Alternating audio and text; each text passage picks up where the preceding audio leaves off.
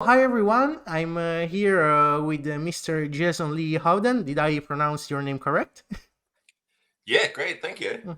And he's the director of two movies that I really love, I really like, and I talk a lot about when we have our chats with our community on Twitch. They are Deathgasm and Guns Akimbo. The second one is my favorite one. I'll start with this statement. Jason, how do you approach the process of bringing a script to life on screen? Um, yeah, good question. A lot of firstly, a lot of like visuals, a lot of like mood boards. Getting make sort of like a lot of references, like the color palette, like the the characters' costumes, just a lot. Trying to get like the tone of the film and like where it's gonna sit. With Guns Akimbo, obviously, there's a lot of like influences from like Guy Ritchie movies or like stuff like Crank or like Sam Raimi. Get that really fast paced action stuff. But yeah, it sort of changes, I guess, depending on the project, and it's always just trying to find a way to like communicate your vision to other people, to the crew members, so they can like do their jobs. Yeah, I do a lot of like storyboards as well. Like I did them in a CG program called what was it? Frame Forge, I think, and that was quite helpful because like the I could place like the CG models in this 3D like space, and then I could export that to the production designer, who would like they would have like 3D models of the locations, and we could really like make sure that we were going to stage everything where it was meant to be staged, like place the cameras where they're going to be placed and everything. So that was quite helpful for especially for Guns Akimbo. So the first thing it's aesthetic basically. Yeah. Mm. It depends on what stage of the planning. Like both my films I've written the scripts for, so like I'm pretty like pretty close to them. So I spend a lot of time like with them in my mind, and it's the process is always like interesting how it happens, and yeah, it's one of those things that doesn't really like I guess you don't really just start, it just sort of flows. And with Guns Akimbo, like we were working on pre-production, and then like when the casting happened, like things suddenly like happened really fast. So it's one of those things you can't always like really predict, and you have to sort of approach it. Um, you know, like you just have to sort of like get in there and do it. Okay, perfect. I have another question.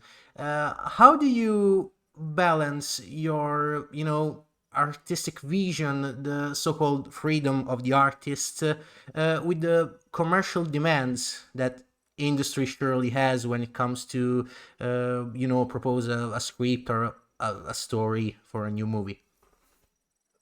um, yeah, that's one of the hardest parts, and like you're constantly fighting for for the story that you want to tell. And there's like every day, I think like people have like a misconception about directors, that they when you see a film, oh, that's exactly what they wanted. Like every part of that film is what the director asked for and they got it. Like that's just, unless you're like one of the top like 20 directors in the world, that's not the case. Like you're always compromising.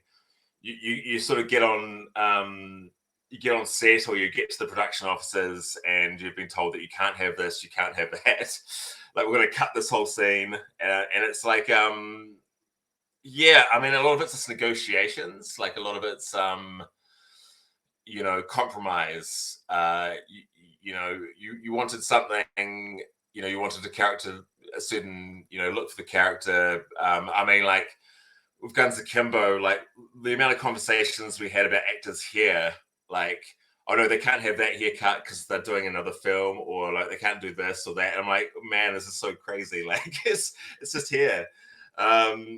you know, it's a lot of it's just, you know, compromising, and yeah, learning to try and negotiate things so at least you get the best outcome for the story. Like they wanted to cut this whole like junkyard scene, and I was like, you know, can we do it in like 2 nights? Can we do it in one night? Can we still keep it like because and it wasn't just like the an artistic thing. It was the fact that there had to be like a big. It's an action movie. Like we were saying it to people, it's an action movie, but it would have been like a whole action scene cut from the movie, so it just would have been no action. And I fought for that one. I mean, you have to like choose what you're fighting for though, because if you sit there and fight for everything, and it just becomes like just like a war of attrition. But it's yeah, you know, it's I mean, that's the hardest part, and that's, you know, you go and watch it later and you're like, this isn't, you know, you wanted something else, but hopefully you can come out of the film and appreciate what you did have, and yeah. Talking about Guns Akimbo, Daniel Radcliffe's character had like a development that I really loved. I am totally in love when a director or movie writer decides to give us a take on an underdog. Okay, he's, you know, like the nerdy guy, always kind of locked in his room trolling people on the internet, and Yeah. then he goes through a lot of stuff that makes him a lot different in the end. So my question is, how do you approach character development in your movies? And when it comes to casting actors, what do you look for in their performance? um yeah, I mean, like it's yeah, an interesting question. You know, Thank you.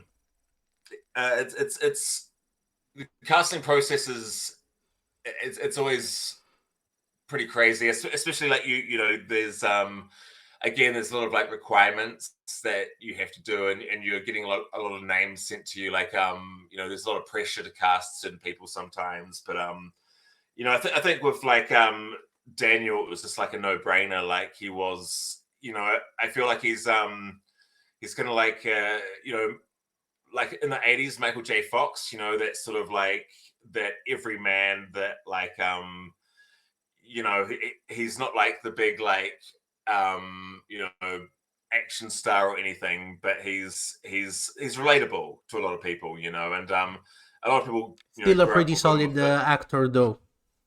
Exactly. Yeah, Mm, no, fantastic actor. mm. And yeah, like he's just, you know, I think a lot of people like, you know, grew up with him on Harry Potter, and like, you know, it's someone that's like people are really attached to, and just so perfect for the role.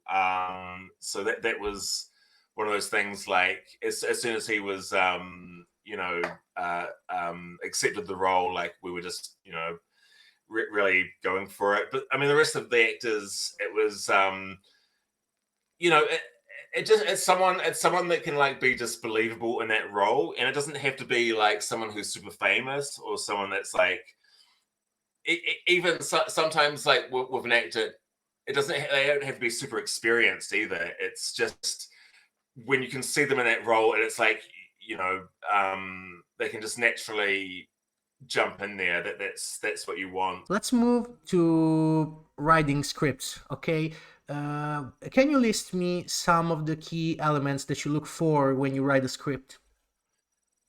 Um, yeah, it's interesting. Like, and the writing process changes for me over time. Like,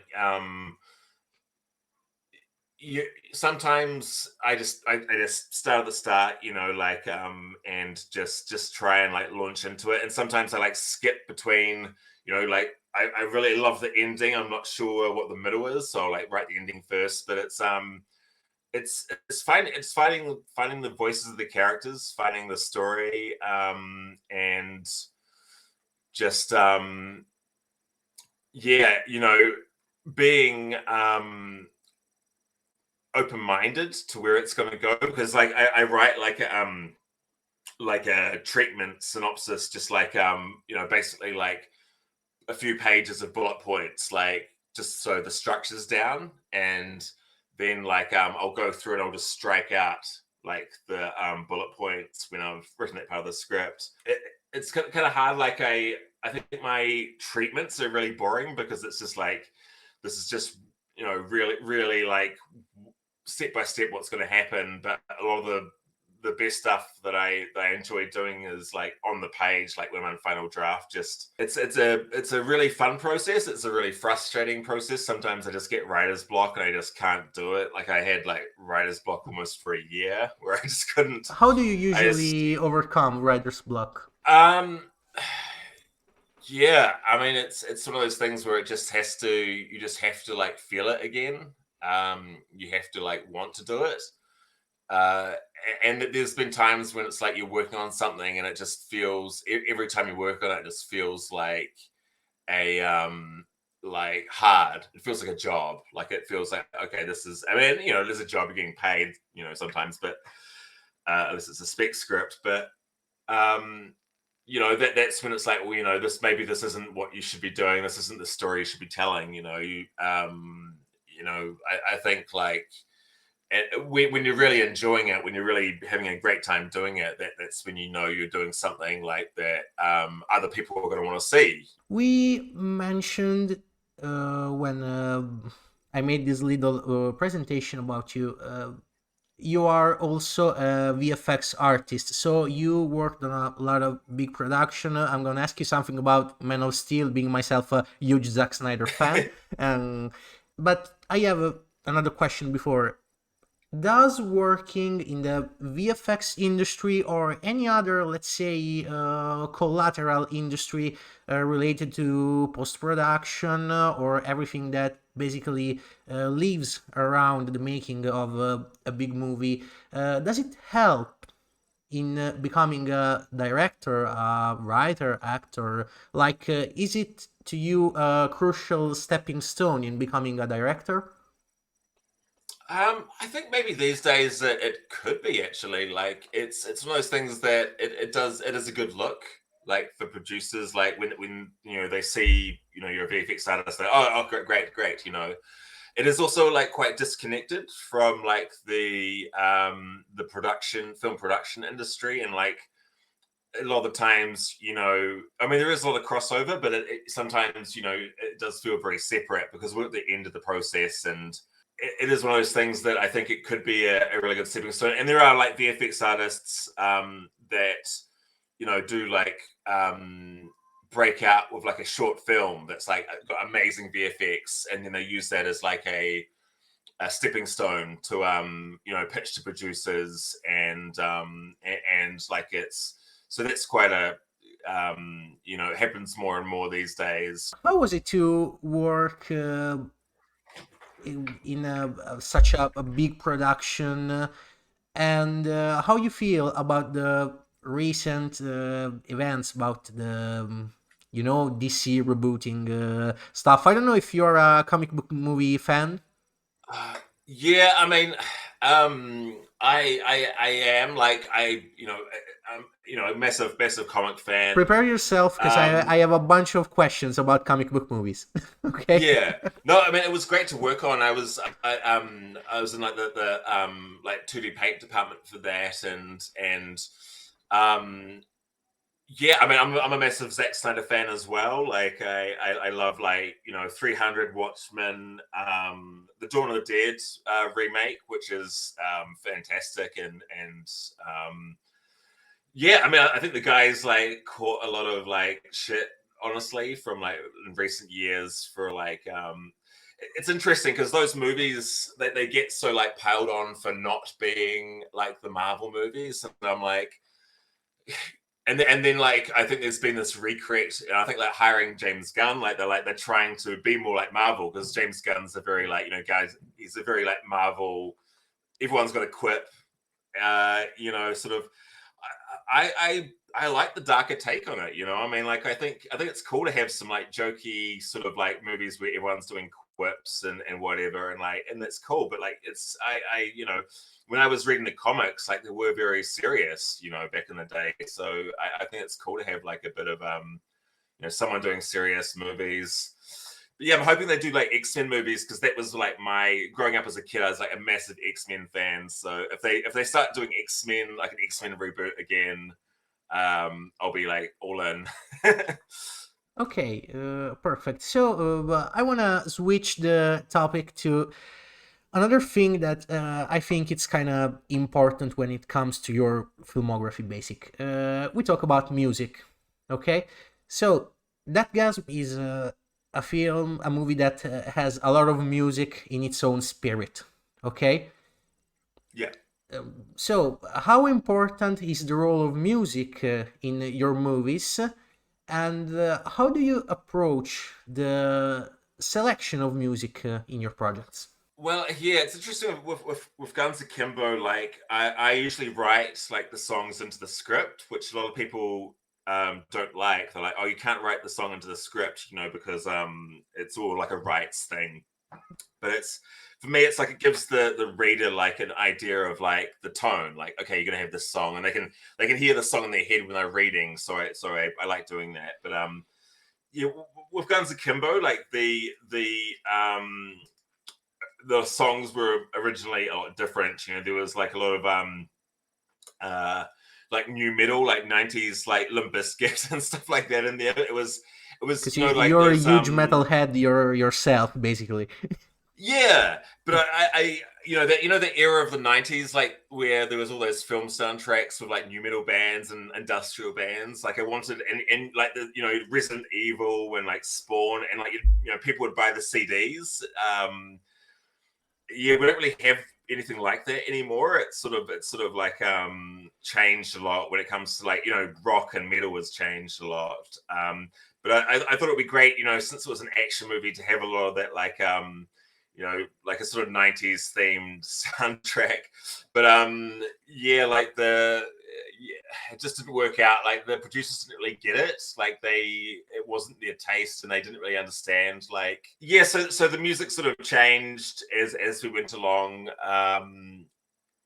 Yeah, it was really really really interesting process. I think Deathgasm went a lot smoother because like there was just so much creative freedom. Like there's like the producers didn't really like metal, but they're like, you sort of know what you're doing. You just put whatever you want on the film. Now we can switch to the comic book related part that I wanted to ask you.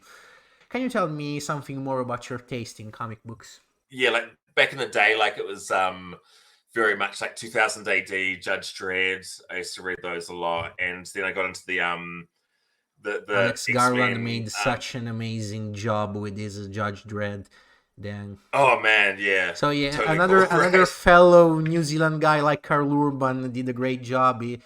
He's lovely even as Billy Butcher. He's great. So sorry to Yeah, interrupt you, but totally. I think I got into like the who's the the guy that does like Kick Ass, a lot of those like sort of comic book movies that are and like I mean so like hero comics that are like a subverting like the sort of hero tropes and doing something Mark Miller, is it? Yeah, like subverting like the idea of like what is like a superhero. Okay, perfect. So when it comes to the two biggest, let's say, competitors in the comic book industry, are you more Marvel or a DC guy? More Marvel, but like it's interesting. I was like mainly X-Men, and like back in the 90s, there were like 6 or 7. I think the X-Men were bigger than like the Avengers line back then. To me, they were. I'm not sure if that's true, but like there were like 7 different like X-Men comics. They're like I guess get them all like X-Force, X-Factor, X-Men, New Mutants, and like they'd have these crossovers. So like I'd like explore like stuff like Doctor Strange and like Spider-Man. yeah, I do appreciate like the DC comics and their take on it. Like I started getting into Superman. I think I bought that when he died. Like I don't know if anyone remembers he died back in the 90s and then came back a few issues later. Like everyone knew that was going to happen. But I had to like buy the issue where like he got killed by like I think it was Doomsday. Just because I was like, oh my god, this is gonna be like so collectible one day. Like Superman's dead, and like, they had like a black like plastic thing where you had to like you couldn't like read the comics, so you had to like buy it and like take the plastic cover off, and like they had this cover where he's like all dead and Lois Lane's crying, and it's like, we should have known he was coming back. No one dies in comic books unless their character isn't popular. We talked a lot about X-Men, but I'm asking you anyway this question. What is your favorite live action adaptation? So it could be a TV show too. Yeah, it's going to be controversial. I love The Watchmen. And I know a lot of people like really didn't dig that film. For me, it's like I think because I loved the comics as well, and like the movie obviously wasn't the comics. There was like they went in a slightly different route, but I still think that was an incredibly I think the director's cut of The Watchmen was like the one to watch, because a lot of people just saw like the theatrical one. They're like, oh, it sort of didn't really go there. And then like when you watch the director's one, like it's a story he wanted to tell, and it's like fantastic. There's so many, like the everything about it. Like I really felt like I was in that world, and like all the casting was brilliant. The Rorschach, and yeah, I mean, I thought that was like a great adaptation. Again, I think The Boys as well. I think The Boys has been like I've read like some of the comics, and like I think definitely darker than the series, but that's always like the case. I think as a standalone like adaptation, it's fantastic. And yeah, I think like I'm gonna go with Blade as well, like because that was almost the movie like that kicked off like all of the superhero trend again, because superhero movies were a joke back then. Like with the Batman movies had almost like killed the genre, and then Blade is like slick, like it's like action packed. It's like it really sort of nailed like a tone that like was it made you feel like you were watching like a comic book. It made you feel like you were like in this world, and like and it wasn't like embarrassing like Batman and Robin. And This is a heavy one because it's like one of the questions that every director out there fears a lot. Like, what's your dream project? Do you have one? yeah, like oh yeah, I was like attached to like man, there was this. Yeah, it's quite when you get like really attached to a project and you're pitching for it hard, and you're like there was one that was like the script that I read, I think it was called Demon, and it was just so fucking great. And it was like I can't really go into like the plot or anything, but it was such a unique idea that it's and the fact that it didn't happen, I think the script got lost between like when then Disney took over Fox and everything, and so I'm not sure like the script's buried now, but it was some of the scenes in it were just so unique and awesome. But yeah, there was a few other things like it's like in talks for like there's like a video game called Hotline Miami, which is like it's a sort of 80s like top down, like really violent but really surreal as well. And I was pitching for that, and like the producer just like he couldn't understand like why these guys wore animal masks, or like why it was so like violent or anything. Like he just didn't get it. And I'm like, do they have to wear animal masks? Like you have to see their faces. I'm like, dude, like it's but so that didn't happen. There was like Duke Nukem, which is like the 90s like video game, like the big like macho asshole character, and like I had like a really good take on that, where he's Duke Nukem like gets transport, so like Demolition Man, he gets transported from the 90s and like wakes up in like the 2020s, and he like just instantly gets cancelled because he's such an asshole. And I just thought that would be quite funny, like because in the 90s the culture was very like energy drink, like yeah, totally bro. Like it was such a like sort of bro like like it's considered like sort of like problematic these days, but it was just like the time that we lived in, and like like the Lara Croft with like the boobs and everything. And so I just thought like it'd be interesting seeing like like a character like that try and like who was like a hero, and you get someone like I think John Cena was going to play him.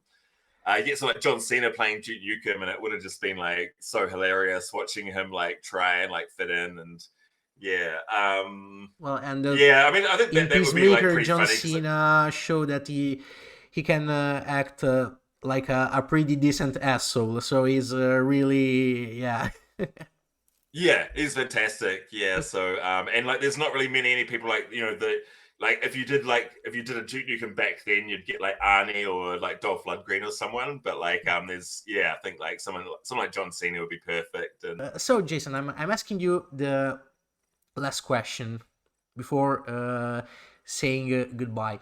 Um, can you leave this very funny, very interesting interview? It was really great. But can you leave me with an advice to young filmmakers? man, advice. Um, yeah, don't. Oh man, I can pretty much tell you what not to do. Sometimes, Yeah, I think like my it's an biggest advice too, so advice. feel free to say it. Yeah. Like don't make the sort of films you think will like you know make the sort of films you want, not the films you think other people want, because like and that happened especially in New Zealand, where like the film commission only makes like art films, and they don't like genre and action. They don't get like action or genre or anything. They just like despise like horror. They despise action. They just want to make like little art films that like middle-aged women like to watch. But and I saw a lot of people from film school trying to make those sort of movies, even though they didn't like them themselves. And it's like, you don't like those sort of movies, why are you trying to make them? And like, well, this is how this is how I can make it big in the industry. And it's like, you've got to like make stuff that you like, because otherwise it's like people can tell when something's phony. They can tell when like you're not invested in it and you're just trying to like do something because you think it's popular. Like, and yeah, I mean it's amazing these days. Like when I was a kid, like these things here, if I had cell phones when I was a kid, I'd be making like horror movies every day. I'd make like little movies. Like we just had VHS cameras and that sort of thing. It was, and only rich people had VHS cameras as well. It was like, so yeah. I mean, there's so much like so much out there, but also like everything is very like homogenized and sort of like overproduced these days. And I think people are looking for something, and that's why like streamers and YouTube videos are so popular. I think because like I think a lot of people feel disenfranchised by like sort of mainstream like like multimedia, like movies and TV and everything. So people are looking for something that's more genuine. So yeah, I mean, I think like any It's day all now you'll about see like a new. authenticity. So Yeah, exactly. And I find myself watching like YouTubers more than like movies and TV now. I'd rather watch someone talk about movies than than watch the movie. Like and so yeah,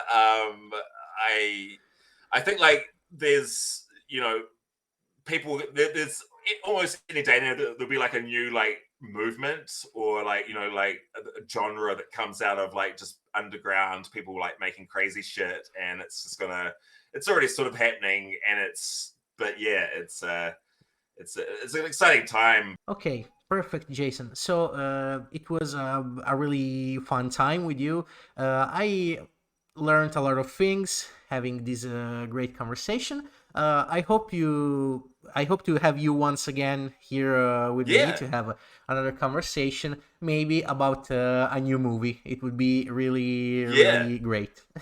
Okay. Fingers crossed. Thank you so much, Antonio. Mm. Okay, thank you so much, Jason. I say everyone to our audience from Italy, from New Zealand, of every other English speaking guy out there. Okay, bye bye.